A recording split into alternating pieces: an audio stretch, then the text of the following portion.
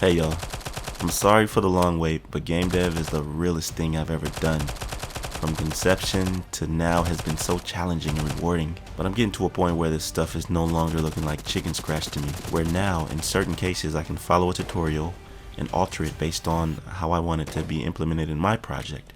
Game feel. Combat, to be specific, is one aspect that needs to be on point. I cannot stress that enough. So that's what I've been trying to get satisfactory this whole time, trying to perfect it in my eyes. And I believe I'm almost there.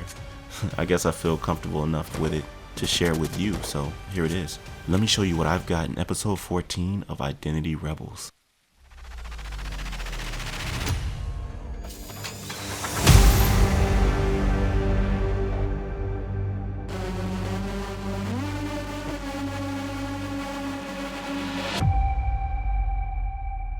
Alright, previously on episode 12, I discussed with you the art of mastering AI combat.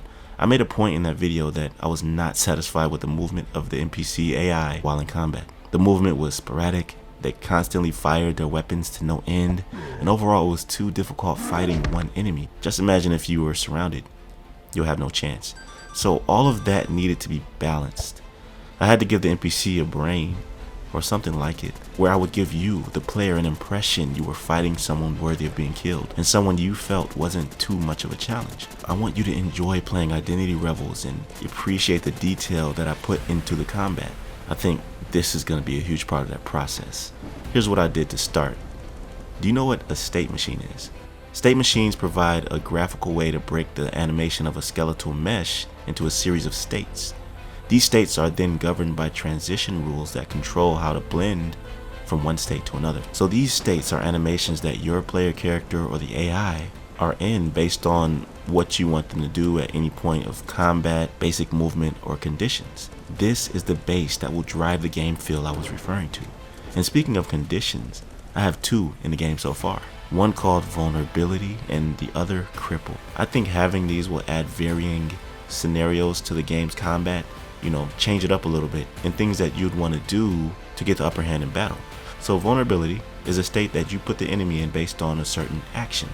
For example, Aegis has a taunt ability, Righteous has a suppressive fire ability, and Cypher has a scan ability, and Aden has one as well. After activating any one of these, it causes most of the NPCs to take more damage from the others that shoot them, or be handicapped as a result of being vulnerable. Cripple is a state that will cause the enemy to temporarily slow their movement, and it will be visibly illustrated. They're not able to run while afflicted with this. Between 1 to 15 shots to the kneecaps cause the cripple condition depending on the enemy type.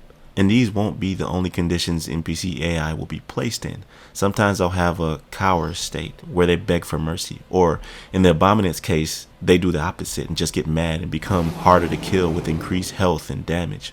Also different attacks you didn't see before, so that you don't know what's coming. Similar to phase shifts in Souls games like Elden Ring. Surprisingly, this is not hard to accomplish. After months of studying and repetition, a lot has become clear to me, so I'm super excited about this. And much of it begins with the state machine. Let me briefly share with you how it works. When looking at this, after the initial idle state, you'll need to add a conduit, which is a basic channel for conveying water or fluid throughout a power plant, for example. That's the basic definition. In this case, it's the same concept, but instead you're providing fluidity for your different animation states to blend seamlessly when transitioning. Like right here, when I shoot the collector in the knee after taking a certain amount of damage, he immediately enters the crippled condition. This slows his movement to a literal crawl, giving you the upper hand in battle, or just gives you something to have fun with while fighting. Cripple is especially good against enemies like this because he's a connoisseur of bladed weaponry. Not quite as good as the exiled melee class, but almost. The collector is much faster though, which means that crippling him could be the difference between life and death in many cases. Now, about the Nomad Gunner. This guy I wanted to be a medium to hard NPC, so when before engaging, he roams around until spotting you like all enemies, but he's a ranged AI and attacks you from a distance. But when he shoots now, his movement slows down temporarily, strafing left and right, front to back, whatever, while maintaining deadly accuracy. And this is how I wanted it. I didn't want that fast, sporadic movement back and forth left and right without stopping. That was just horrible. I mean, what game does that? But anyways, he maintains deadly accuracy, and it's a catch-22 because he's relatively easy to kill, but almost all of his bullets hit you, so you gotta be careful. I've been working on a regime as well. I made the basic infantry, sniper, and captain, and I'm gonna do another video or devlog just going through all of the factions and enemies I have and showcasing how they move, how they attack. It's gonna be a great video. But for this, the captain I think is really cool. I have female and male versions, but I'm showcasing the female in this one, and she's very nimble. Periodically dodge rolls out of danger when she's shot, and this one doesn't slow down while firing. Plus her weapon is accurate, but her health pool is a bit smaller than the others. Because the regime in general are the main protagonist factions, so they're going to be more difficult than a lot of the other factions. Overall, these variations are really awesome to me and the overall fun factor of Identity Rebels. Oh yeah, and I almost forgot to mention about the hit reactions and death animations when fighting as well. That's important too, and I didn't know whether or not I wanted to ragdoll or have them perform an already made death animation. Well, I came up with the perfect solution. Something called physical animation, where it's a mixture between the two, animation and physics. So this way it can be ultra realistic.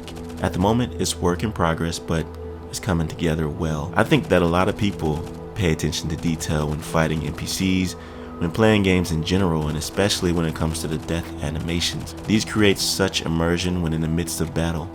Physical animation can also be used for hit reactions, like basically wherever the enemy is shot, that's where they react, which will be perfect once I figure it all out. I don't have much more to say in this episode, but before I go, I want to give a shout out to all of my patrons so far. It's great to know that people actually believe in me, believe in what I'm doing, so much so that they'll get to the point of supporting me this way. If you like to as well, the link is in the description. You can join for as low as $1 a month. You'll get exclusive wallpapers, behind the scenes, development videos, and in-depth tutorials. You can also join the Discord if you like, which is a great community of like-minded thinkers and where you can stay updated with Identity Rebels. All will be linked in the description, and tell me down below in the comments what you think of this devlog. I'll be looking forward to your input. I'll catch you in the next one. Peace.